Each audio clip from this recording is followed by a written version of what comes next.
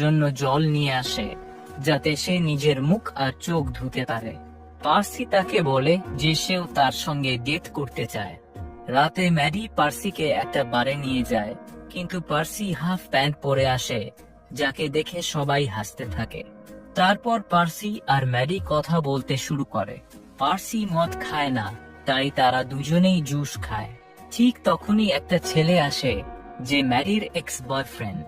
সে তার বিয়ের আংটি দেখিয়ে বলে, যেদিন থেকে ম্যাডি আমার জীবন থেকে বেরিয়ে গেছে, সেদিন থেকেই আমার জীবন পরিবর্তন হয়ে গেছে, আর আমি অনেক খুশি থাকতে শুরু করেছি। সে পার্সিকে সাবধান করে যে সে যেন ম্যাডির থেকে দূরে থাকে, এটা বলেই সে চলে যায়।